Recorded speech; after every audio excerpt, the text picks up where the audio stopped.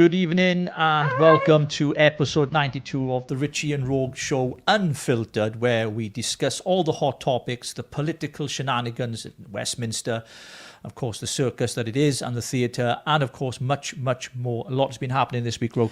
Flipping heck. I can't keep up. It's just one thing after another. I just feel like I'm this like snowball effect where I'm trying to figure out 1 minute and then I'm at the bottom trying to I've just gathered momentum. Westminster's like EastEnders on steroids at the minute, and it's all kicking off. And the by-election, of course, in Makerfield as well, that's still ongoing. 18th of June, not too far away now before we get the results. So now we can top of that tonight. And of course, the horrendous case of Henry Novak. We'll be discussing a little bit that with our guests a little bit later. Well, it's been a crazy week on there. We did a show last night, didn't it? Went all right, didn't it? We did, yeah. We decided good. to come on. It was off the cuff, wasn't it? It was like, let's just do it. Let's kind of talk about what's going on. Let's just figure out as it happens. And but well, it was around the whole announcement from Ben Habib on standing down and what's it called, the word? Disregistering. What's it called? Deregistering. My English is terrible because I'm Welsh. Deregistering Advance UK and showing support then to Restore Britain. Now, we covered a lot of that tonight, but we are going to speak a little bit about it because it's still doing the rounds on social media with our guests. So let's bring them on. It's the wonderful Paul Thorpe and Dave Atherton. Yay. Good evening, gentlemen. Good evening. Good evening. Good evening. Just put my can of beer down in time. But you did not. See, Dave, I'm a teetotaler. See, I've got my can of Coke here. Fantastic. No, I've got my Polish version of Carlsberg Special Brew, 9%. Very nice, very nice. It's a change from the wine, Dave, isn't it? Anyway, right, folks. Dave's delayed. It's really delayed. There's about a 5-second delay. Right, okay, so we'll have to bear that in mind. Well, let's kick things off then, guys. First of all, thank you for coming on. Always a pleasure to have you on. And for those of you who don't know, please take a look at Paul Thorpe's YouTube channel. It's absolutely fantastic. He has some wonderful guests in there. And you're broadcasting every night now, Paul, aren't you? Is it every day and every night? Pretty much. I mean, it depends on what's going on in my life and also what's going on around the world. But I think this week, we've all been extra busy, haven't we? Extra. We have indeed. I've got steam coming out my feet. Yeah, and I think Dave spends most of his time socialising in pubs to get his political gossip and to post X things on his X account. Is that right, Dave? Well, I've got a couple of scoops for you this evening, I'll tell you. Oh, brilliant. I've been out to do some research, and I spent Friday and Saturday at the New Culture Forum literary festival of free speech. So I've got about 3 or 4 videos out on that at the moment. The most interesting talk, the must listen to, is a professor of modern warfare, David Betts. He's predicting civil war in this country within 10 years. Right. Wow. Okay. 10 years? Yeah. I'm going to have to get my gun license then, I? I'm going to have to sort that out then, No. In the UK, you get your pea shooter license. That's true, Paul. That's true. Well, guys, let's kick things off. We had a long discussion last night, a lot of interaction from people in the comments as well around the announcement from party leader of Advance UK, Ben Habib, making that 12-minute video on X, letting members know that he is deregistering the party. There's been a lot of reaction, so let's get your reaction, guys. What do you think? Let's go to you first then, Dave. Right. Well, as far as I'm concerned, I might have people at a slight disadvantage here. I spoke to Floss Knight, Ben Habib's chief of staff, before I came on air, and basically, if I just very quickly refer to my notes, the spin all the facts are is country first, party second. They're joining the Great British Pack because they don't want to split the vote. As you say, they are registering, and the GB pack is under the chair of a lady called Claire Boulevard, who I was once told was a girlfriend of Elon Musk, but I'll be further told it's not quite true. But anyway, but they have met anyway. But yeah, the way I look at things is that if we don't have a right-wing government in 2029 or before, I think this country is utterly finished. You know, demographics will overtake us. We'll be a minority in our own country in 2060, 2063, around that time. You know, England, Britain, the United Kingdom, Great Britain, and Northern Ireland, that will never be the same. And we will be like the Caribs in the Caribbean. You know, I think in about 1,500 there are about 200,000 of them. There's only 6,000 of them left. So yeah, the Great Replacement is going on at record pace, and if we don't try and put a stop to it, we're absolutely, truly, and utterly effed, for want of a better phrase. So yeah, I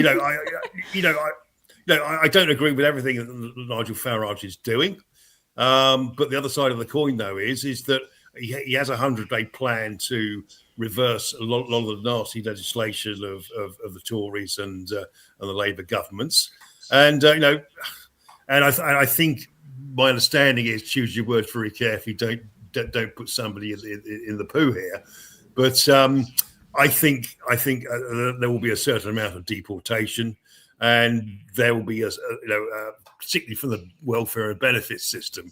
There will be massive laws for people to leave the country and or not come here in the first place. If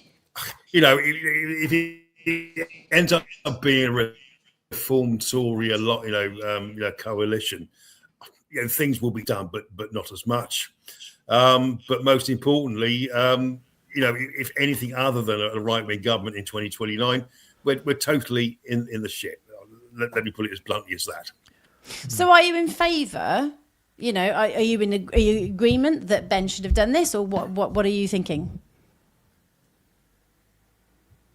Yeah, I think Ben is very principled about this, and I try not to personalise politics at all. But I've had private conversations with Ben, and he is he's an old-fashioned English gentleman, I think, from what I can see. And unfortunately, what is poisoning the well at the moment is the enmity between Rupert Lowe and Nigel Farage, and I just find it so disappointing. The whole point of GPAC is to be a broad umbrella for the right, sensible Tories, advance, restore, and reform people, and I really do wish them well. My background's sales and sport. They're all team games. And I like being part of a team. I like to be part of a team that's winning. And when you have division within your team, it's all heading west. Yeah, absolutely. No, I hear that. So, Paul, what are your thoughts? Well, first of all, can I say I agree with every single word that David's had to say there. I think he's spot on. Haven't spoken to David since the original UTK get-together, I think. So, nice to see you again, David, and thanks for having me on the show, guys. Look, I think it's going to split. It's going to split opinions. Understandably, a lot of people, myself included, we're hanging our hat and all our hopes on Ben because we like him so much. He is a principled man. He's the only politician that I've ever really met that I actually trust. If I'm honest with you, and that's what I always like to try and be with my audience, even if sometimes it makes me less popular than I already am at times. But I think Advance were doomed the moment that it was obvious that Rupert wasn't going to participate, in my humble opinion. I think together we would have had a party that potentially in 3 years could have offered a genuine challenge to reform. Potentially. It wasn't for certain, but potentially. But what we would have had a really strong pressure group, a pressure party, if you like, to keep putting the pressure onto Nigel Farage and reform to make sure that he doesn't drift anywhere towards the left, keeps drifting towards the right, and all the time we're on his coattails, then, I could see real success. Has Ben made the right decision? My honest opinion on that is yes and no. I think he's yes. I don't think Advance were ultimately going anywhere now, and I love Ben to bits. But I'm not sure that Ben's made the right decision to back Rupert at Makerfield. backing Rupert is fine. I've got no problem with backing Rupert whatsoever. I'm going to back Rupert myself to some degree for whatever that's worth. Up until yesterday afternoon, I was going to join Restore just to show my support for Rupert, not necessarily for everyone around him. And if you want to get into it later, I'll tell you why I've changed my mind. But I'm not sure that it's a wise decision to back Rupert or to back Restore at Makerfield, because we have to keep Andy Burnham out. There is no ifs, no buts, no other reasoning for me. You guys may have another opinion, but we need to keep Burnham out. Absolutely, I think that my line of thought has been that from day one. It's not that I have an issue with Restore, and I haven't. I've made it clear, but I was vehemently attacked by a lot of Restore supporters for suggesting they didn't stand there, and they give at least Reform a chance. Even though, again, like you, Paul, I don't agree with, and David said the same. Don't agree with everything that Nigel says or does. Yeah. But at the same time, I would rather see Reform win, keep Andy Burnham out, because Andy Burnham is an asset to the Labour Party, because he will garner the support, the crumbling wall, he will revive, he'll resurrect the Labour Party like Tony Blair did, and then it'll be a bigger challenge for whichever political party, whether it's Restore or Reform or whatever, to actually challenge for the leadership of the keys of number 10. So for those reasons, it makes no sense whatsoever.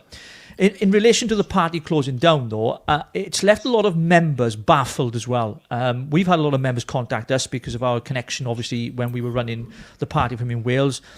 Not happy with the way this been done, because they don't believe it was democratic, because the Constitution points out that there are ways and procedures of shutting things down. And it appears, this is what we've been told, so I don't know if you guys know anything about this, then Ben has been accused by a lot of people of not following his own constitution. Again, this isn't a dig at Ben. This is just what has been brought to our attention from members. Members have received emails. In fact, we've had one come through. They've extended the vote on what the party should do. Should they merge with the GPAC, or should they support Restore or go their own way? So by 10 p.m. tonight, it closes, by 10 o'clock isn't it? tonight, that is when the members are able to vote. Now, that in itself is democratic, of course, which is what you'd expect. But my only kind of bugbear really was, in my opinion, there should have been another option on the table for members if they wanted to keep the party going. That's what others have been saying. I'm not saying they should. I think it's gone, right? It's a political thing that's just failed. Ben's recognised it. He's realised it. And the other question for me, Paul and Dave, is this. Where's the money? And this is not a pop. There must be transparency, and I'm sure and I hope that there will be full audited accounts, because of the Electoral Commission will demand that, of course, when you deregister the party, because I think members have a right, because there were many people who weren't just members who donated large sums of money to the party, and I think it's right that they get to find out how that money's being spent. Where do those assets go? Richie, can I come in there? Yeah. Because if you don't mind me saying, I was a little bit ahead of you in that instance. I asked Ben about that some weeks ago. If anything should happen to the party, what about the finances? And Ben gave me a very satisfactory answer, and I have no reason whatsoever to doubt his word. So the membership... The people who pay, because I encourage people to join Advance and to spend their, I think it was originally £10 and then £20. And so I felt or feel some sense of responsibility urging thousands of people to join. And I did mention it to Ben, and he gave me a very satisfactory response, and I would expect him to keep his word, because he's a man of honour. Well, indeed, yes. I mean, are you able to tell us what it is, Paul, or is Ben going to publish that? Yeah, I don't think that's for me to say. Okay. But all I can say is that I asked the question because there was a minor concern in my mind. But I trust Ben as an honest person, and I believe he will do the right thing. So I was, excuse me, I was ahead of that curve some weeks back, because when I had a sniff of this, my first instinct was to protect the members and the people that have paid their money, even though it wasn't exactly a fortune, a tenner. It's not. Yeah. Well, also as well, let me quickly add, us on the right are held to far higher standards We are. than anybody else in the political sphere. Yeah, look at the shit show with the SNP and Peter Murrell and Nicola Sturgeon.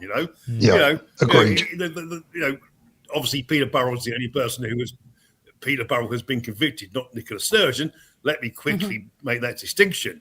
But he was thieving 400,000 quid out of the party funds for years. If that was Nigel Farage, this would be front and back page and middle pages for the next 10 years. Yeah, of course it would. Yeah, I mean, at the end of the day, if the worst came to the worst, people have lost the tenner. It's hardly the end of the world. But I'm sure that Ben will do the right thing. I'm not a businessman, not involved in that. Sorry, I'm not involved in the business side of things. Obviously, never was.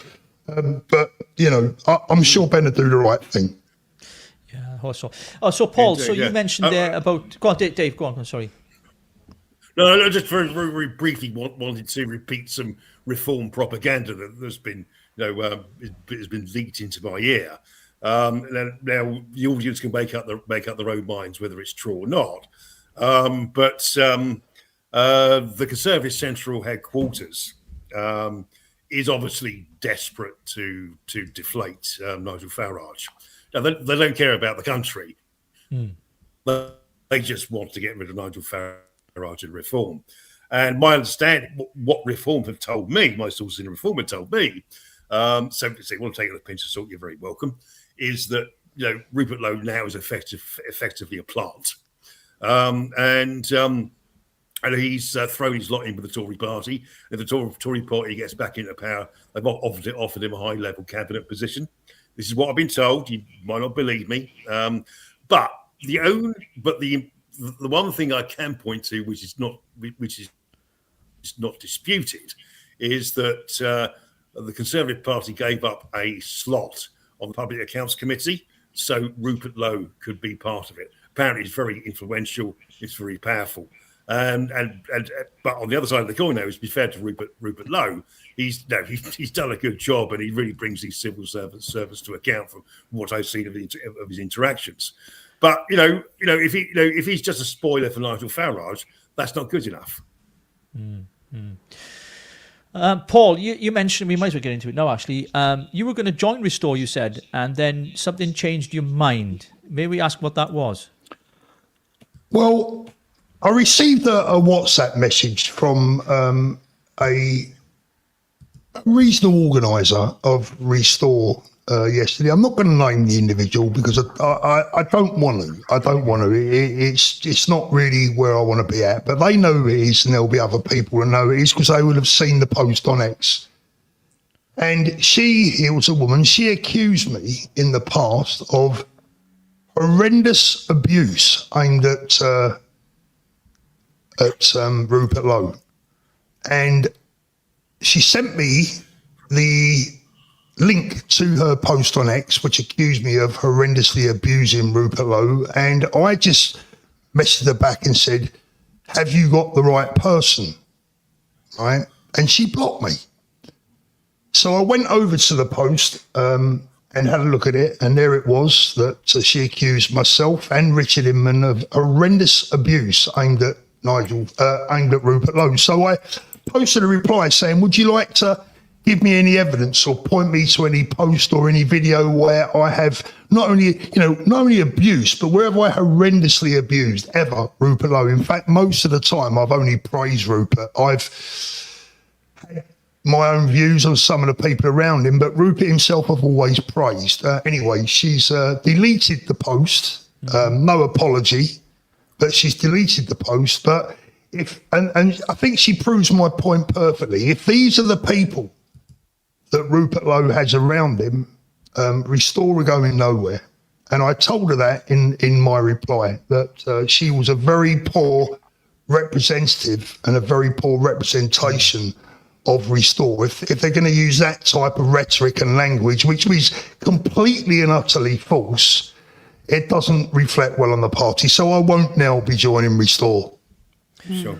Oh, by the way, the person has had a pop at me in public as well, but there you go. Yeah. So, So, I mean, that's the kind Chin of. up. Anything else you want to ask on the advanced question, or are we pretty much covered on that? 'Cause we did a lot last night on that. I mean, we didn't did a lot last night. I think it was just trying to get an understanding of how you both felt around that. I mean, you know, I think a sense of sadness in many respects, because I do firmly believe that in Rupert and Ben, we have two great men with good minds, good leadership, good skills. They are very different people that can relate to and speak in different ways. I think Ben is more of a people's man. I think Ben is able to bridge more social barriers, perhaps, than Rupert can. I think together they would have been a brilliant team. So I'm very sad that they didn't get together from the very off, which would have been the right thing, and we could have been all singing and all dancing. Yeah, I kind of agree with that from the start, from the get-go. Well, yeah, I mean, the thing is, as we've pointed out so many times, and we had Howard Cox on the other day who did a poll on should the right unite, and overwhelmingly, but 78% of people said yes, but then asked, will it happen? 78% of people said no. Exactly. So that's the truth of it. Like, we all know that, and it's the world of politics, the world which we live in. Unfortunately, it is what it is. We are where we are. Did that affect what Ben's sort of movement was? Do you think that seeing that kind of helped kind of aid him? Well, look, I don't want to take up too much of your time and be speaking too much here. But look, for the last 6 or 8 weeks, I've been contacting representatives from all parties on the right in a bid to try and get everyone to agree that the number one thing that we can all agree on, surely, is that we should have a campaign to try and get everyone to register to vote. Yeah.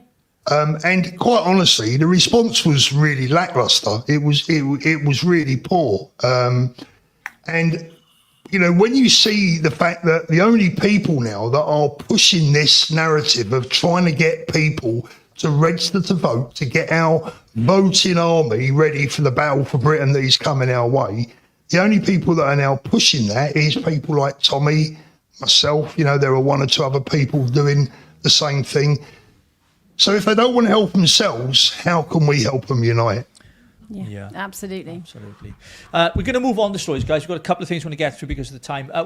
Obviously, we heard Keir Starmer earlier this week in Parliament when he was challenged by Farage.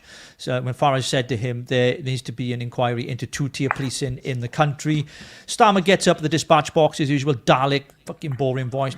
There is no such thing as 2-tier policing in this country. Unfortunately, Keir Starmer, I don't think you know what's going on. Can we just go to the assets? We've got a producer in the studio with us now. I know, we're going to do an upgrade. I know, yeah.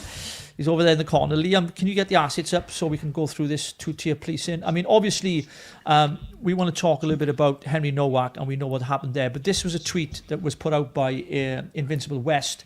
Sir Malcolm Walker, the founder of Iceland Supermarket, has come out to say 2-tier policing does exist, revealing police arrived instantly to one of his I can't say that, staff after a fake accusation of racism, but didn't attend when staff were seriously hurt by shoplifters. I mean, quite clearly, I mean, you know, so someone makes an allegation, oh, she called me a racist, he called me a racist, the cops come out straight away. Then you have a David Lammy today as well, Deputy Prime Minister, saying that, what do you say? Deputy Prime Minister David Lammy has said racial equality doesn't mean treating everyone the same. I mean... I'm sorry, what? Yeah, well, tell me about it. What? I know. So, your thoughts on that, guys? I mean, we've seen what's happened with Henry Nowak, right? That's Go on, Dave. No, that's a quote from the National Council of Police. What do you call them now? Chief Constables. That's a direct quote. But the full quote is. Just bear with me a second. It does not mean treating everyone with social equality. So basically, what we're talking about here is this is Marxist ideology, the principle of equity. You know that if you're a different race or a different culture, you are treated more leniently than you are if you are white. This is out and out, unapologetic anti-white racism. Absolutely. And we've seen a lot more of this now, Paul, haven't we? Well, we are, unfortunately. I think it's really important to understand as well, and I'm not deliberately doing a politically correct bit here. I think this is absolutely true. When I look around YouTube over the last 24 hours, the amount of black and ethnic minority YouTubers who are siding with us against the police. So we're not in a battle here with people who are a different skin colour. We're in a battle with the authorities. This is the authorities. This is not black people or Asian people that are suddenly trying to get the whip hand over us deliberately. I mean, look, if they can take advantage of it, who wouldn't? I mean, we all take advantage of things that we can take advantage of, right, in most instances. But our enemy here are mostly white Marxists. Yeah. They look like us. This is our enemy. And make no mistake, when they can't pick on us, they'll pick on someone else. They'll find a new victim. So we're all in this together. And this is why we say unite the kingdom. Unite the kingdom under a banner of truth, justice, honesty, peace, harmony, and equality for everyone. I agree. Absolutely. I think the problems be institutional. We've had police forces being given directives from, because we know the police force is politicised here in the UK, right? Yep. And they get this kind of training that does show, as Dave pointed out, preferential treatment to minority groups. And again, it's not, as Paul said, it's not about skin colour. We don't have an issue with different people of different skin colour. That's never been the issue for me. It's when people are shown preferential treatment. You take the Henry Nowak case, for example. We've seen the footage. We know what's gone on. Now they've delayed the inquest for 15 months, which gives the police force plenty of time to make up their own stories. We've seen one of the arresting officers has now currently resigned. And we found out today that the police wanted to intervene a lot earlier in the case and make out that he was actually the aggressor. Yeah. And the whole thing stinks. And I think there's a lot more yet to come out from this story. It's a scandal. This is an absolute scandal. Now, we all know a certain gentleman that went to jail for contempt of court. And this, for me, is nothing short of basically trying to intervene in an ongoing trial, which I would imagine would be contempt of court. So where does that leave the Chief Constable of Hampshire Police?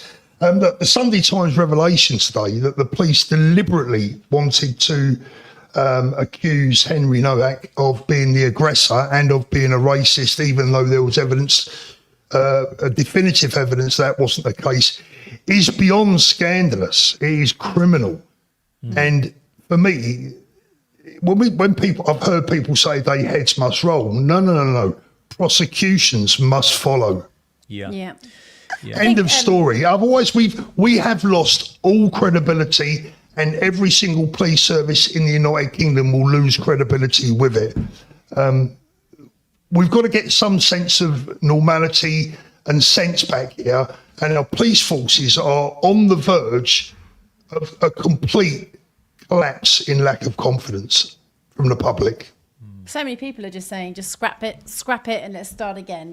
They've just had enough. And we are literally looking at it, and we can't do anything about it because that is the governance. Whilst we're looking at this governance and we know that they are failing us, we've got women who are saying that they will not call the police because they are terrified of what the police will do to them rather than what their perpetrators are doing. Yeah. That's not how it works. No, absolutely not. I mean, in fact, we've got a clip here. I don't know if you've seen this today. 20 police officers, along with 3 riot vans, turned up at a guy's house to arrest him for an offensive word.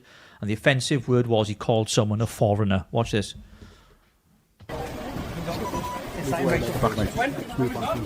Remember, lads, I'm live. Remember, I'm live. I don't know. You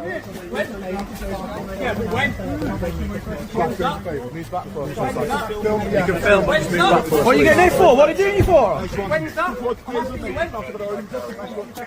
Yes, I understand that. But when? Why can't you explain enough? Andy, will you give my phone to Pip? Yeah, what are you going to arrest me for? Section 5. What, public order?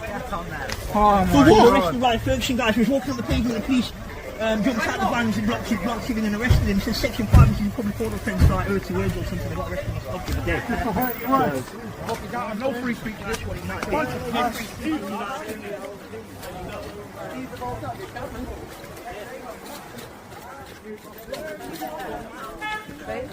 Do you want to just come through? Just come through. Hey, just watch out the way. This car's going to get out.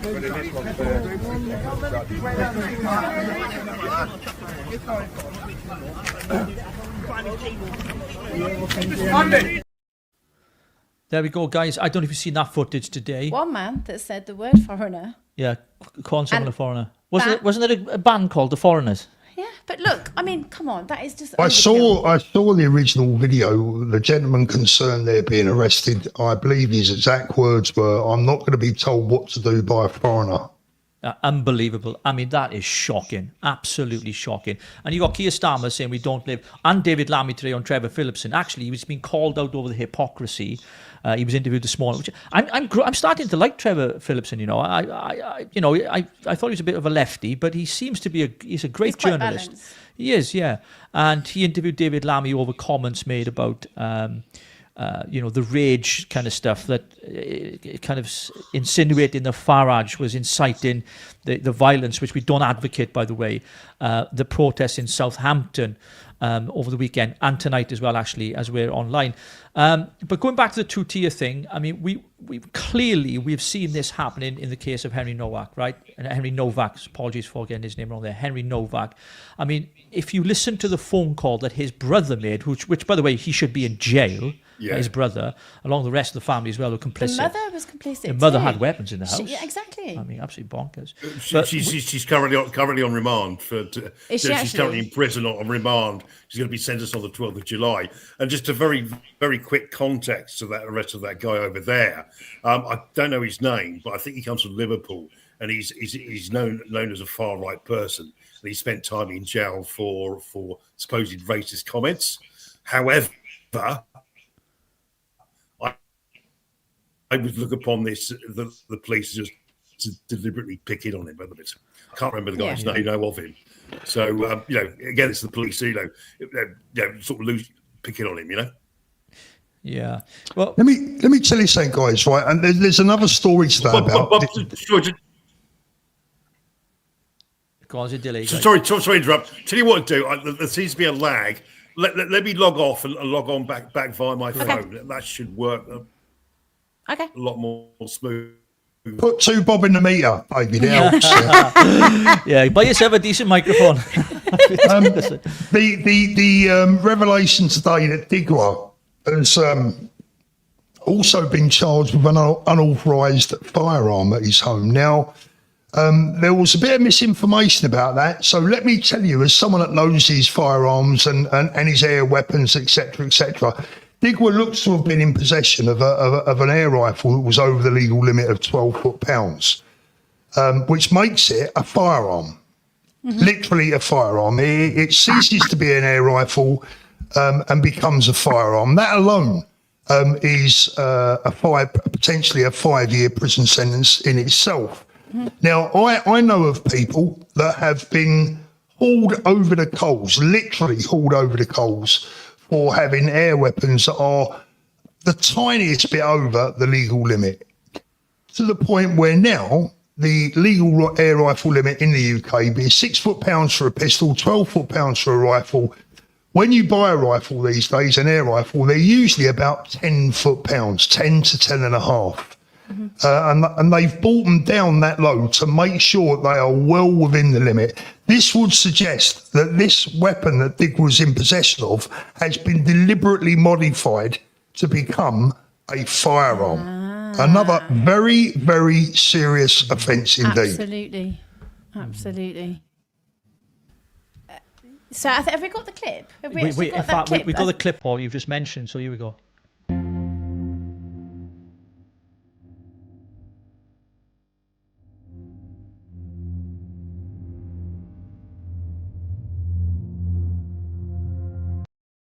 Down there. Oh, there we go. That's the clip. That's it. So is that So you can see like that's the gun that you're talking about. Well, that's obviously a pistol. Now look, there's nothing wrong with a bit of back garden plinking. We've all done a bit of back garden plinking.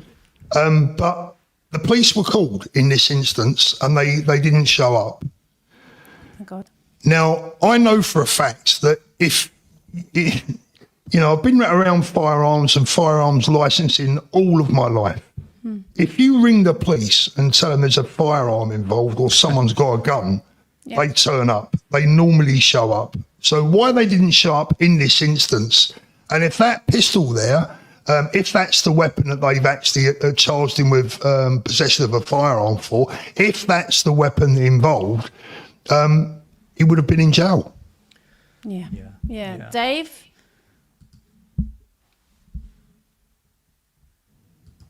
Yeah, go on. Go ahead. Oh, okay. There you go. Well, I don't know whether you know, but the police raided the Digworth's home, and they found knuckle dusters. They found illegal knives. They found a whole gamut of illegal weapons that were being kept at the place. And I think the father and the brother, Gurpreet, are facing 22 additional charges of illegal possession of arms. And weapons. It's an absolute, frankly, shit show. And what's an awful, violent family they are. By the way, I was also told today they're not Sikh. I'm told they're from Khalistan, which is basically a group of people that have been funded and encouraged by Pakistan to cause insurrection in India. So probably a quite nasty bunch of people. And here's the thing as well. This again annoys me. As a former firearms owner and licensee, I had my licenses removed from me when I started talking about politics. Been a licence holder for over 30 years, including a registered firearms dealer's licence. And I've got a lot of friends shoot clay pigeons, etc.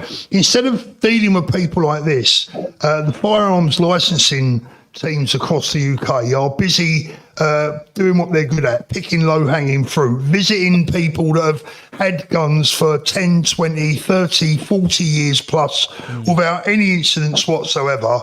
They're too busy hassling the honest, decent licence holders and leaving people like this to get on with whatever they want to do.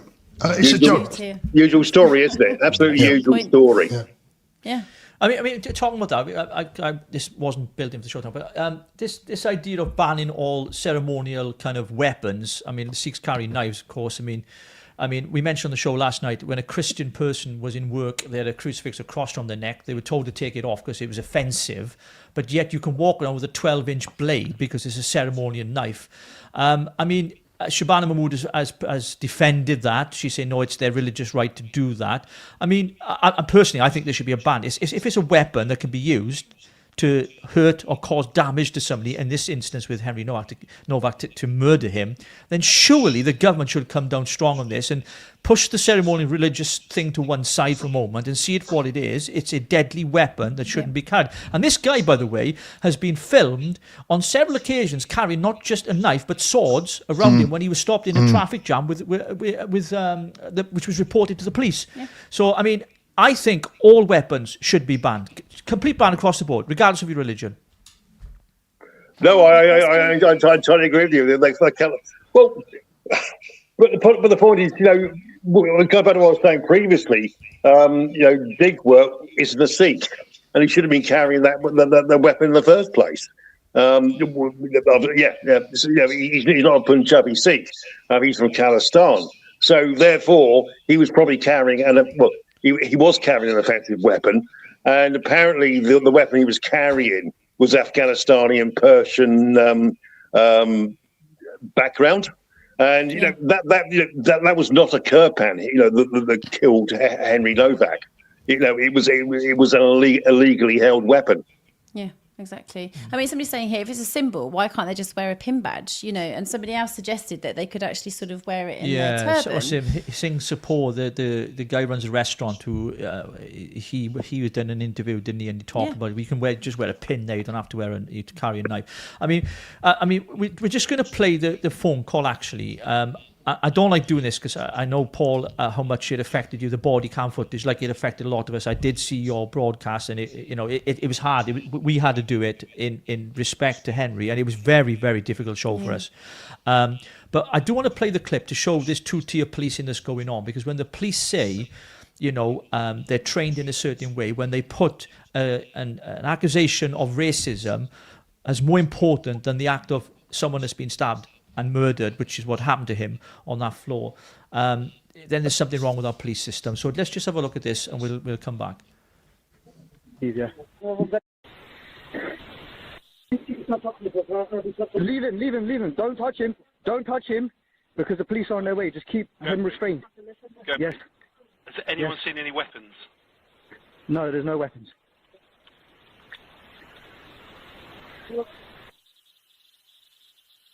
Is this guy fighting and struggling, trying to get away?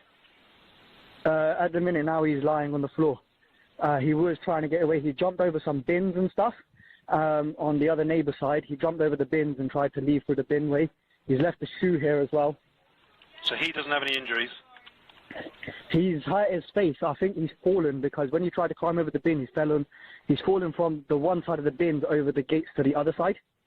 Okay, when you say an injury to his face, can you just tell me a bit more about that? Yeah, give me a second. Let me go back to him. So he's hurt his face from his mouth, and he's bleeding from the mouth. I think he needs medical attention. Does he need medical attention, you reckon? He will, yeah, I believe, yeah. He's jumped. Yeah. So he's jumped over the gates. He's fallen onto a car on the other side, and he's obviously very drunk as well at the minute. Just to confirm, no one's seen any weapons? No. I don't know what weapons it would be. This is my car key, yeah? Okay. I don't know what weapons he would have seen, so... No, that's fine. I just need to confirm that so we know what we're dealing with, just so the officers have got that in their mind, and safety is obviously the main thing for them and for you yourself. Okay? Of course. Yeah, that's right.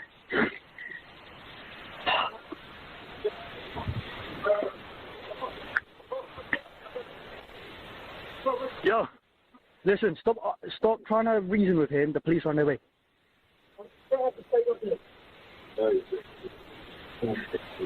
Yeah, I'm on the line with the police at the minute. Yeah, they're on their way now. We've got 2 cars on the way, Gurpreet. Police on the way now, yeah. Yeah, I'll try and tell you how far away they are. Sorry, what was that? I'm just trying to look how far away they are. Yeah, it's just shocking. I mean, unbelievable. I mean, the lies. The lies, and the fact that the brother and the guy Digva, I mean, they had the audacity to film the whole thing and to make out to the police there's no weapons there when he currently had used a weapon. I mean, the images, I mean, they're etched in my mind and will be for a very, very, very long time. And as more is unfolding actually over this story, isn't it, with the police itself. I mean, guys, why do you think it is that the government at least cannot admit that there is two-tier policing? Sure, if Keir Starmer has lost the populist kind of thing that he had, you know, 'cause he's not popular anymore, let's be honest with you.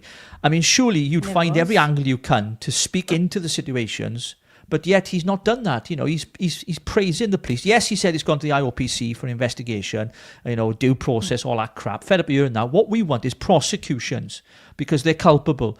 I mean, especially because of the training. I think it's the race action plan that Hampshire police have in place currently that tells officers that actually an allegation of racism is considered far worse than most crimes committed out there. I mean, it's just absurd, isn't it? Well, you know, being far right is far worse than pointing out that there's 500,000 girls that have been raped in this country by mainly Pakistani heritage and Muslim men. No, exactly it. If they admit to two-tier policing, they would have to admit to being singularly institutionally racist against white people, and that's what the situation is. Paul? I just think a lot of these people are very thick and very heartless. I mean, look, that 999 call, I've tried to forensically examine that the best I could. on a show yesterday, and it was 11 and a half minutes before an ambulance was even mentioned. 11 and a half minutes. Disgusting. This is an outrage that is incomprehensible. Now, what we have to consider for a moment, this is real life. Henry was someone's son. Yeah. Can you imagine? Can anyone out there now imagine if that was your child pleading for help? Yeah. Yeah. I kid you not. I've not been out of sleep because every time I drop off, I keep hearing his voice. And I'll be honest with you, it's broke my fucking heart. I tell you, it makes me. I'm angry with emotion, and I just the sheer injustice of what has happened to that boy is fucking inhumane. I'm sorry. Yeah, It's totally agree. Totally agree. It's probably one of the most senseless murders you've ever come across. Yeah. There was no reason for it. Absolutely. Apparently the altercation started where apparently Henry either brushed into Digwa, or apparently he might have sort of done a shoulder interactions. That was it. That's what started it off. When you live in London or something like this, that happens every single bloody day of the week, particularly if you get on the tube. And Vikram Digwa used that as an excuse to kill him. What an absolute piece of shit that Digwa is. The thing is, like, sorry, Rogue, sorry. David, the thing is, I can get my head around Digwa being a piece of shit. Pieces of shit exist. We know they exist. They've always existed. Unfortunately, we've always had murders. We've had child abductions. We've had rape. We've had all these horrible things. And we all understand that bad people are bad people and this stuff happens. What I simply cannot get my head around or accept is the indignity in which the police allowed Henry to die. The lack of duty of care, the lack of humanity, the lack of care, simple care. If there was a dying pigeon in the road, I would have treated that pigeon better than they treated Henry. Yeah. And I tell you, I'm outraged. I'm fuming. I mean, I hear that, and you with my son, like, I am so overtly worried now. There is this kind of real worry and anxiety as a mother because my child is 16 and I need to know that he's safe, and people going out on the streets because of these senseless murders that are happening, because of this division and this war that is really happening within our country that we all know about, but the police and the government are just completely turning their eye unless it suits them. Because let's face it, Keir Starmer pops his head up and then will give his condolences to people that he wants to talk about, but there are people that he still hasn't mentioned their names, and that infuriates me massively because the man is just burying his head, or it's all orchestrated and organised. And that's the other thing that we have to consider. And you're right, Rob, because if you remember, Keir Starmer was not going to mention anything about Henry Novak. No. His hand was forced. The Speaker of the House, Sir Lindsay Hoyle, had to bring Parliament and Shabana Mahmood to make a statement to the House. They weren't going to say nothing. I mean, it just goes to show. But yet when George Floyd died, I mean, it was, global sensational news. Everyone taking the freaking knee for this guy, which is completely abhorrent compared to, you compare it to what happened to Henry Novak, not the same at all. But yet the outcry, especially from David Lammy. In fact, David Lammy was called out this morning on Trevor Phillipson's show. We got the clip when he was challenged because he challenged Farage for saying, you can't call this a cold rage. People shouldn't have cold. Mine is worse than cold rage. Mine is fucking downright anger, like you, Paul. Real fucking anger. And I can understand the sentiment. I think the phrase that was used was righteous anger. Yeah, absolutely. Yeah, which is a biblical term, actually. In fact, we're going to watch the interview with David Lammy, who I can't stand. Just be addressed right now.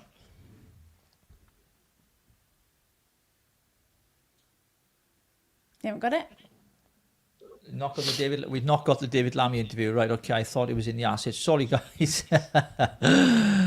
Basically, I don't know if you saw the interview. Right, here's Keir Starmer when he was asked about the Novak situation and Musk jumping in and saying that he shouldn't be involving himself in commentary on it. Detectives are calling for the officers involved in the Henry Novak arrest to face a full misconduct investigation. Do you support that call?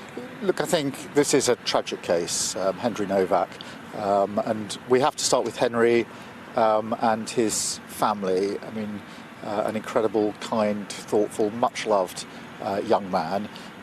Clearly, there are questions that need to be answered in relation to the policing in this case. The IOPC is looking at that. I think we need to let them get on with their job, but we really need to listen to Henry's family because they're asking us as politicians, as leaders, not to use his case to whip up division, not to cause, disturbances. We have to listen to them. They're grieving. They've lost their son. And so everything I've tried to do in relation to this case has been grounded in what they must be going through. Yes, we need to answer those questions. Yes, I think it's right that there may need to be changes, and we shouldn't shy away from that, not for one moment. But how we conduct ourselves now as politicians is really important, and I call on all politicians, to just listen again to what the family are asking of us, which is to remain calm, to show the leadership that's needed here, and not allow this case to be used to whip up division. You talk about all politicians. Nigel Farage has said in his latest social media video that police guidance documents are telling police officers to deal with ethnic minorities in a preferential way over white people. Do you have any concerns about the training police receive? I think looking at the footage in this case, and it's really harrowing to watch, really hard to watch. I know many people will have seen it. It's really hard not to be moved by it. It's clear there are questions to be asked, and the IOPC is looking at that. I think it's right that the National Police Chiefs Council is looking at some of the documents that they've got and reviewing those. I think that's the right thing to do. It needs to be done properly, needs to be done led by the evidence. I do think there are questions like how do allegations of racism, accusations of racism inform police decisions in cases like this? We do need to ask those questions. There we go, guys. I mean, listen, none of us believe a word he talks about. I mean, and funny enough, that was in North Yorkshire Police he was talking about. And I don't know if you've seen this week that a police officer was PCSO. Yeah, PCSO, sorry, my apologies. Thanks for the correction, David. I know the Christian Concern have posted something on that because his story, again, goes to show how awful, and there is obviously institutional problems with the police. So we're just going to watch this short video, but then we're going to show you guys, it's a little bit longer, the police officers' handbook on lack of discrimination. They're trying to stop discrimination against LGBTQ+, right? And they've come out, as a chief constable and a superintendent's done it, but we're going to go to this one first. So can we just play that and we'll come back to it? Cheers. I just felt that I was being pushed out. I felt like the police didn't care about me. I'd given, nearly 8.5 years of my life to serving the community, to working hard for the police, and then they didn't care about me anymore. The only reason I was asking these questions was because we were introduced as a safe space to ask questions, and if we can't speak about these things on a training course openly, where can we talk about them?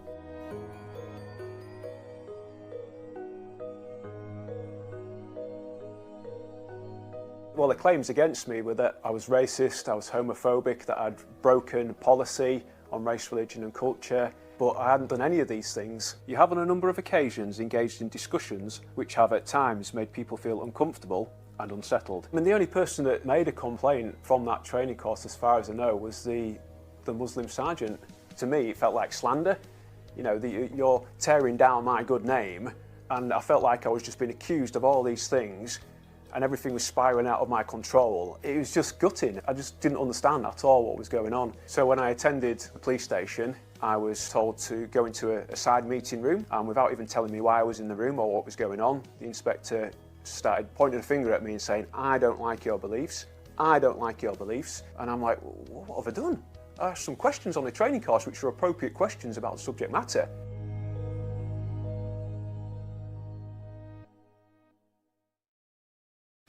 Where is the equality under the law here? Good Don't question. start me off on that one. No, but There- please there tell me isn't, where is it there? is. No, Exactly.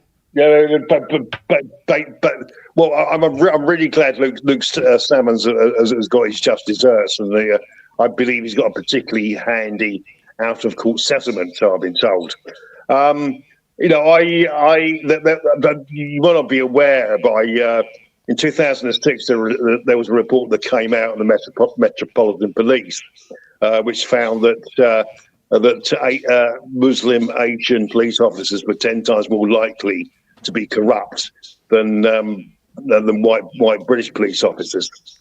Also, as well, the National Association of Muslim Police Officers have come up with some anti-Semitic tropes and some pro-Hamas propaganda, which they've hastily taken down from their internet, which only goes to show how unsuitable these people are to be police officers in this country. It's absolutely disgusting. And the backstory to all of this is absolutely shocking. Before we went on air, we were talking about David Betts, the professor of modern warfare, that he says that in Britain within 10 years there's going to be civil war, if there's not civil war at the moment, looking at what's going on. And what is going to happen longer term in this country is just more and more civil unrest at the way that the government and the institutions, it's the Marxist long walk through the institutions, and we're all paying the price for it, including Henry Novak.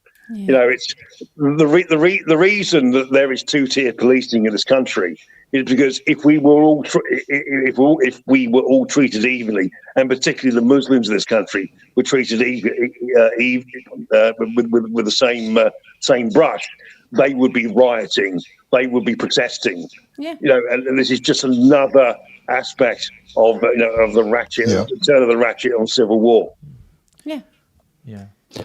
I agree entirely. The British are renowned for their tolerance, for our tolerance, and we've shown that in bucket loads over the years. In fact, we've probably shown too much tolerance, in all honesty. Yeah, far too much, David, you're right. The bottom line is we're a society that lives in fear, and that's reflected throughout our own people. You see it all the time, people hiding behind what they're saying, looking over their shoulders to see who's listening. And the police live in fear as well. They are now a police service in fear of certain demographics, a certain religion, and it's just about time they stopped trying to hide it and just held their hands up and said, look, we're scared. Yeah. But anybody that challenges it or asks questions, then look what's happened, to this guy. He's literally just tried to ask questions during a training day, from what I believe. And reasonable questions. Say again?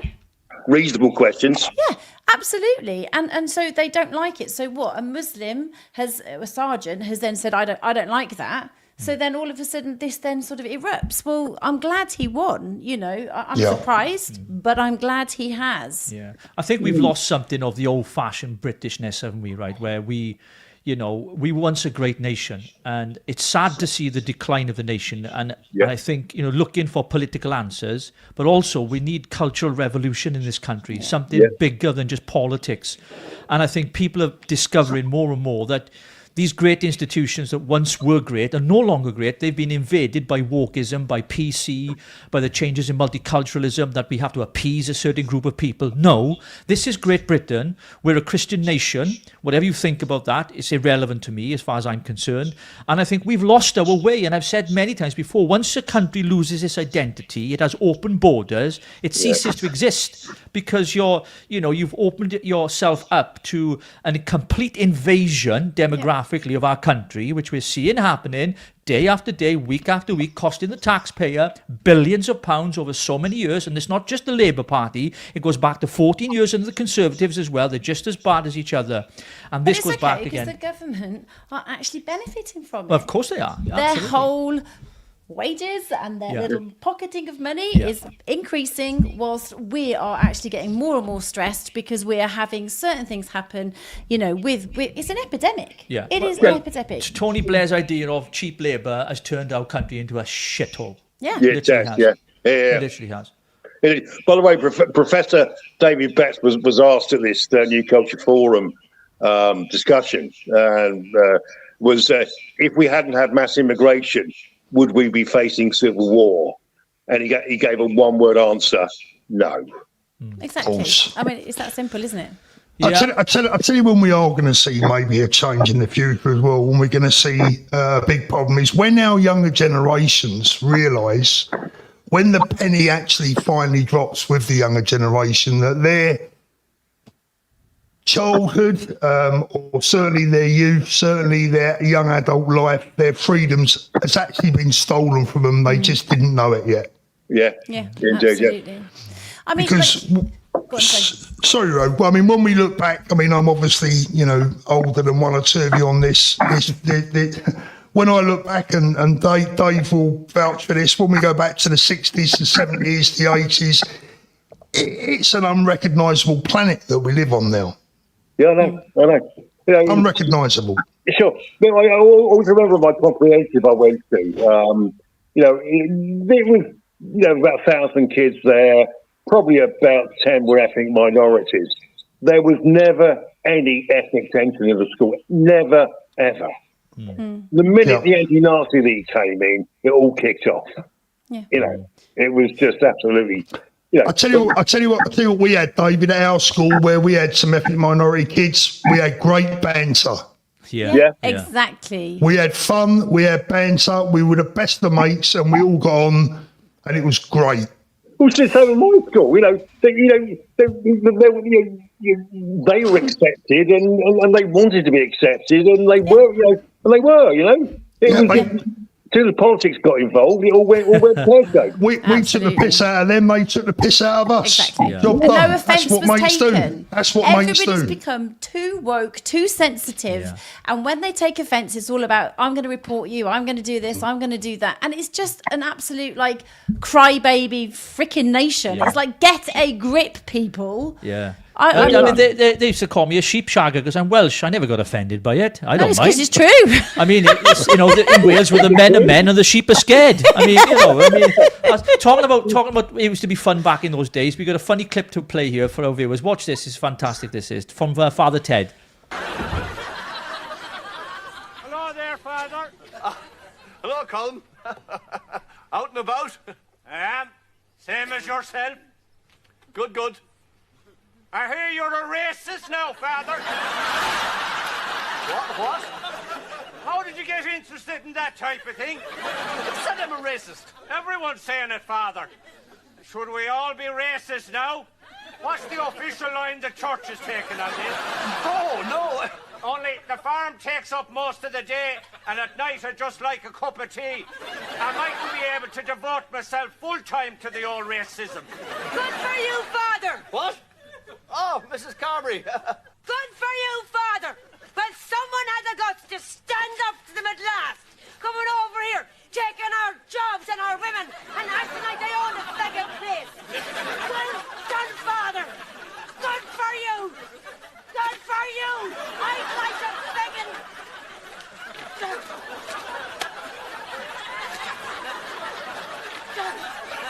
Second Greeks. It isn't the Greeks, it's the Chinese he's after. I'm not after the Chinese. I don't care who he gets, so long as I can have a go at the Greeks. They invented gayness. Look, you're not having a go at anybody. I am not a racist, all right? God. Second Greeks. Ted, the Chinese are coming. All right, where are they? Oh, feck it, this big mark is still on the window. Never mind. Hello? Hello? I don't know why. We have to talk to this fascist. Come on now. It may have just been...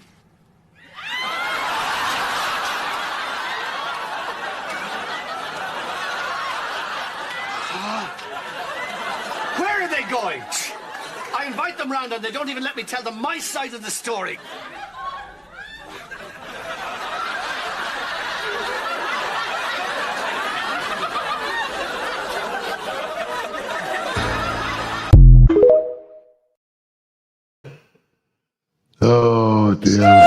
Oh my gosh. That was ahead of its time, wasn't it?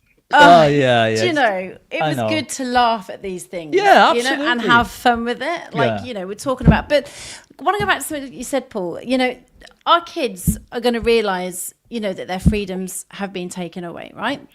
Now, I have seen where, you know, the wokeism, the left are trying to say, again, you know, sort of about the transgender and pushing that transgender.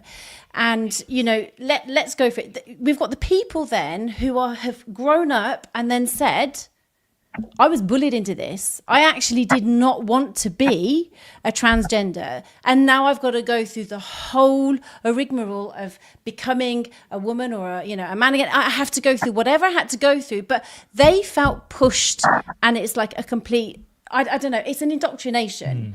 And for me, it just really upsets me to see these children that are going through this because we have this push behind it. But I saw today earlier, actually, Lucy Connolly, she put something up and she just said, have a look at this. Women against the far right. This actually makes my blood boil. According to these bunch of clowns, I am far right. So what do the teachers plan on doing with the stuff that they are brainwashed with at this event? This is the most disgraceful, divisive bullshit I have ever seen. We need to keep the politics out of the classrooms, and we need to teach our kids the curriculum, nurture them and care for them. That's it. That's all you have to do. We now have educators against the far right. I just find it appalling. These are not teachers. These are political activists posing as teachers. Absolutely right, yeah. It's just unbelievable. Absolutely right. Absolutely, but I think from what I can work out, that 90% of the teachers have been brainwashed at teacher training college Absolutely. to be left wing. And by the way, if I can make a suggestion, there's a lady called Philippa Roberts who is a transitioner, and she spends most of her time advising people who want to transition from one sex to the other not to do it. I do have a number. You might want to. I'd love to have her on. Yeah, she's absolutely fantastic. I'd love to have that conversation because. So I went into a funny thing, and I was thinking, I need to give her a call because people think I'm turning into a woman with my hair, and I know I'm not. Don't panic. Oh, I'm all man under here. Trust me, I am. Right, just for the record.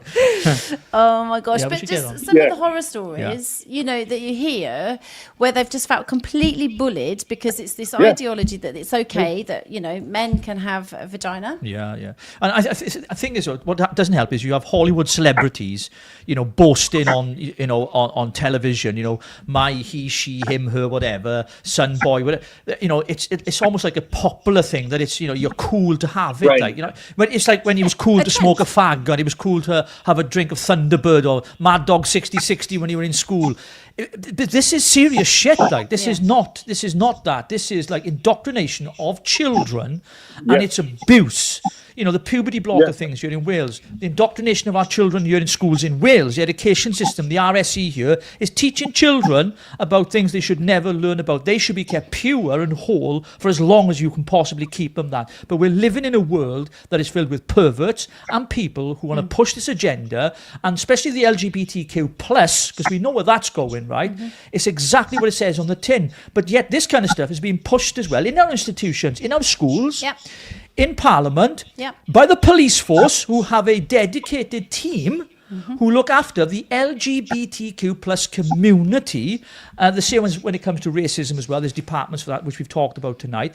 So the whole thing needs taken completely apart. Whoever gets into power in 28, 29, they need to get rid of all this nonsense, this DEI, this indoctrination of children, go back to good old-fashioned values, and a child should be brought up by its parents and should be taught sex education by the parents, not some left-wing, pearl-clutching, purple-haired person in a school who thinks that, you know, the Holocaust didn't exist. I mean, the whole thing is bollocks, and it needs to stop. That's my rant over with. Can I Absolutely. Can I very briefly add that that in Bracknell, in Berkshire, in leafy Bracknell, there is a school that is teaching primary school children Urdu, the national language of Pakistan. Wow.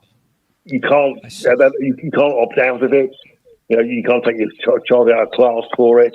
they have to do it. Yeah. Yeah, this is the state of Britain in 2026, you know? I tell you, on that note, David, about 4, maybe 7 years ago, I had a friend that worked for the security service, and we was just having a conversation about what our kids were going to do when they grew up, etc., and our grandkids. And he said to me that if he was going to advise anyone's children for a career when they got older, and he said, learn Arabic, because we are going to need British people that know how to speak and understand Arabic in the future. And Chinese as well. Yeah. Yeah. Yeah. You know, this is how bad things have become, hasn't it? You know, we really are on the edge of the precipice at the moment, and I can only see bad for this country in the next 10, 20, 30, 40 years. It doesn't help when you get the police force come out and make statements like this. You know, guys, watch this. Hello, everybody. I'm Acting Chief Constable Elliot Foskett of North Yorkshire Police. Hello everybody, I'm Superintendent Ed Hayward-Noble. I'm North Yorkshire Police's Strategic Lead for LGBTQ+.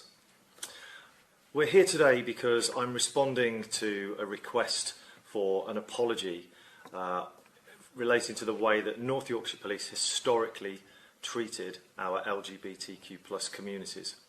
So as the Chief Constable, it's for me to unreservedly apologise for the hurt and damage historically caused by North Yorkshire Police to our LGBTQ+ communities.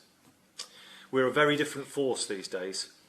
We've changed a lot, society has changed, and we've changed with it.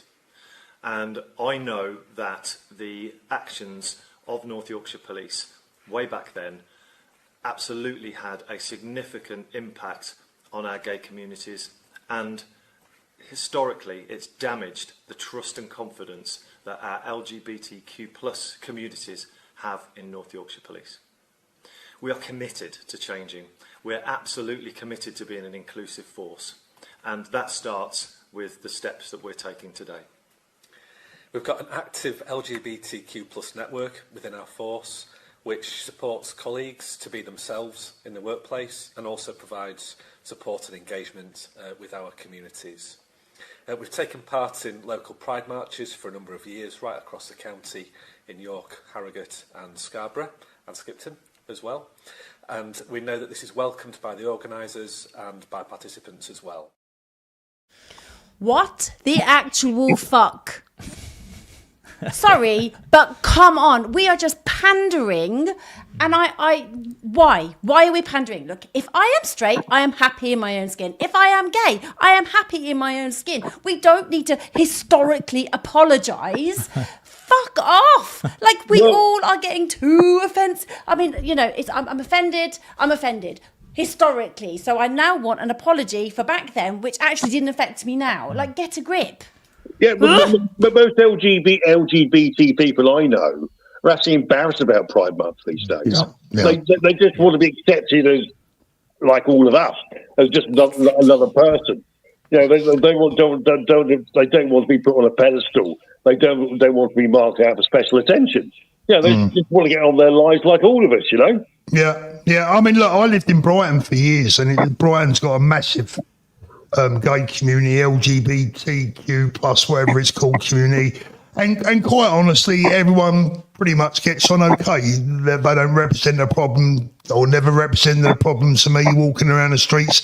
The problem is it's the extremists, the Marxists.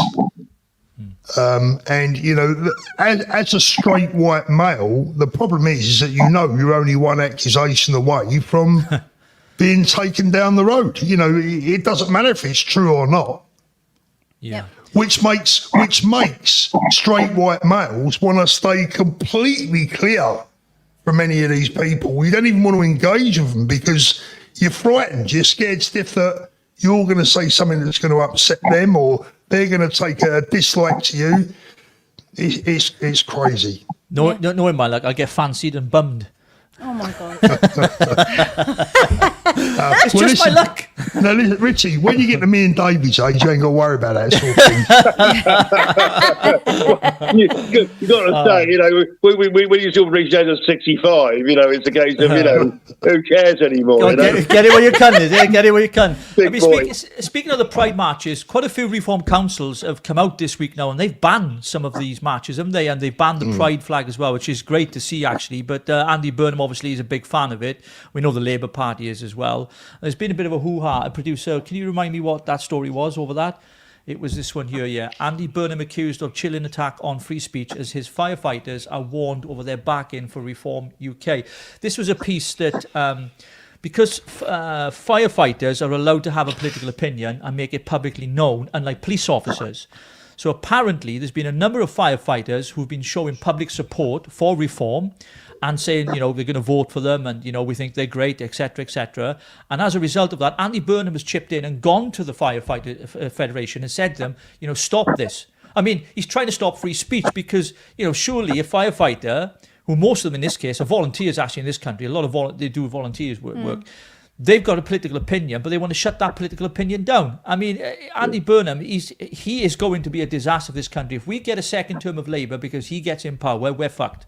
Can I just say, do you remember, back in the day, do you remember it was all stiff upper lip and nobody told each other who they were voting for? It was just like, this is my little thing. I'm going to vote for who I want to vote for. Why is this happening now? Why does, everybody feels like they should tell it, this is who I'm voting for. But if we kept it secret, he wouldn't be having to go and start telling people what to say and what not to say. The freedom of speech isn't in question. Well, everyone just voted for Labour in Wales, didn't they, until recently. Now it's all changed. It's ridiculous. I just want to quickly say, thank you so much to Gibbo Boy for your super chat and also to Seasons Change. Thank you so much for your super chats, guys. Thank you, guys. Appreciate all the support. Yeah. Oh, by the way, you have a new fan, my friend Rachel Levy, and her comments to me this evening are, stop the constant vaping on screen, please. It isn't a good look. Kiss, kiss, kiss. Oh, bless. Give my regards to Richie, Rouge and Paul.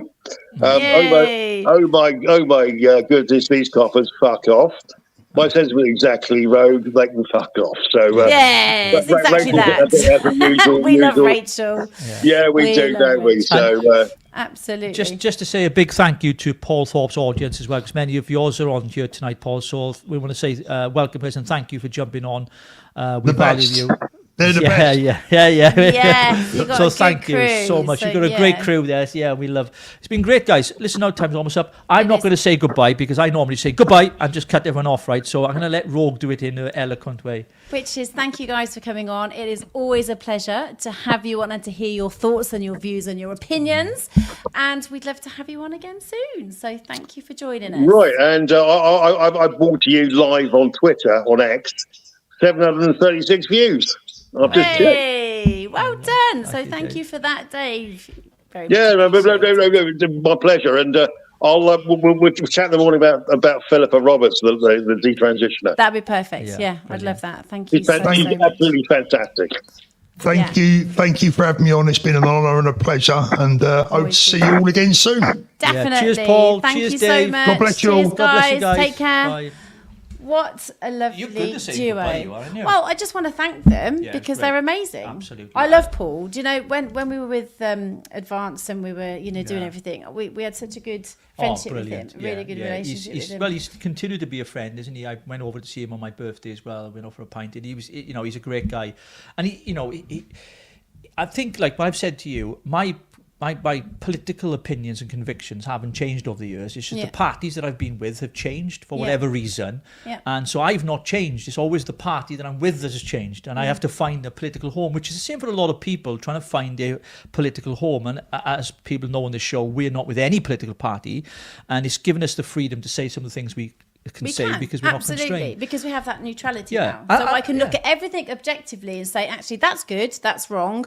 Okay, that's a nice person, but actually, I think they could go this way. And I think when you can sit back and listen, this is what I say always: observe and not absorb. When you sit in observation mode and you can actually look at it all, you have a good kind of healthy balance and an equilibrium in looking at everything and having, a good, I like that word. Do you? Equilibrium. Yeah. It's a great word. Anyway, well, we love Paul, we love Dave. Yeah. What great guys, and we'll get them back on again soon. We will indeed. But before we go, folks, we've got two announcements to make, one at the end, which is more important. But this announcement is our newsreader is no longer with us. Many Her of you name know that was Mahmood Shaba. Shaba! She is now in and the she hands likes to say of jungly massive. Jungly Massive. Yeah, Jungly massive. She's with HR at the moment because we've had some complaints in Rogan. Several complaints because they can't understand her. Yeah, because she's got an Indian accent. So unfortunately, we've had to release her from her contract, but it's in the hands of HR because she's trying to take us for constructive dismissal at the moment. So we'll wait for that to happen. In the meantime, we have put out a tender for a new newsreader who we're hoping to get very, very soon. And our weatherman, Fishy Mike, is on holidays. So apologies for not having the news or the weather tonight. He pissed off because he didn't like the rain. Boom, boom. I like that. Yeah, what do you call a man with a spade on his head? Doug. I think that was funny. No. Seagull on his head, Cliff? No. What's your favourite joke? My favourite joke Yes, ever is, what do you call a donkey with 3 legs? I don't know. A wonky. It's bad. I know. It's really bad, but it still makes me laugh. Yeah. What are we going to talk about now? We're going to talk about, many of you know we've been trying to raise funds for That's right. Chris. Do you want to tell the folks the story, my love? So Chris is a really, really dear friend, and he has got Parkinson's. Now, what we believe at the moment is that we need to come together as people, and we need to love thy neighbour. So that is something that we on Richie Rogue are trying to do, and that is find people who need support. And beautiful Chris has got Parkinson's and epilepsy, and because of that, he really is struggling to be mobile and to move around. So we've been trying to get him a mobility scooter, and we've put out something on, what's it called again? On Crowdfunder. And we've put his story, and we've done a little interview with him as well, where we've actually asked him the questions as to why he needs it. Now, one of the reasons is because his wife is also immobile because she actually had an accident and hurt her shoulder, so she can't lift him. Now, I don't know if you know, but here in Wales, the NHS is completely broken. And when I say completely broken, it's absolutely fucked. It's absolutely on its knees. And so what we're trying to do is support Chris, get him what he needs to help him and his wife. Yeah. And in that, we, you, us, are loving thy neighbour. We are coming together as a people to support the people who actually need it. So have we got a photo of Chris anywhere? I don't think we have, no. But just to say, if you go to the website, crowdfund.co.uk/p/mobility scooter for Chris, it's also on our website. Also, we'll post it in the description, and I know that our moderator, Nikki, will post it here in the comment section, so you can go directly to that page. We've raised in 8 days £700. Yeah. And the target is 1,500 for the scooter. You can go to the link that's on the crowdfund page. We'll take you to the actual place where we're looking to buy the scooter from, so you can see it all on there for yourself for the purpose of transparency. And that all that money will go to Chris to purchase a mobility scooter. And then we're going to do a video an interview, to show actually. I'm going to jump on a scooter. No, you're not. Yes, we're I going to am. let him Richie's go challenge. Woo! Richie's challenge. And just want to say quickly as well, thank you to all of you who voted in our poll, as you know, on our community. By the way, if you're not on our community on YouTube here, please do so, because it's fantastic. We post loads of stuff on there as well. And thank you for the new subscribers. If you haven't subscribed to the channel yet, why? Why not? Why not is the question. So the poll: do you believe we have two-tier policing in the UK? We had 829 votes, and you'd be pleased to know, 100% of people so out of 829 who voted, 829 said yes, and nobody said no, because quite clearly Keir Starmer has not read the room. And that's about it for tonight, loving it. Yeah, that's it. Folks, we have done our show. We've had the wonderful Paul Thorpe and Dave Atherton on, and we have the amazing Richie. Amazing Rogan. Thank you to our producer Liam over in the corner. Thank you, Liam. Can we get some applause? Can we get some applause? Yeah. Applause for our producer. There we go. Thank you very much. There we go. Thank you. And Don't forget to follow us on all the social media platforms. Thank you all for your super chats tonight. Every penny is important because it helps us to do what we're doing. We love you, appreciate you, and look forward to seeing you on another episode right here on Richie and Roe.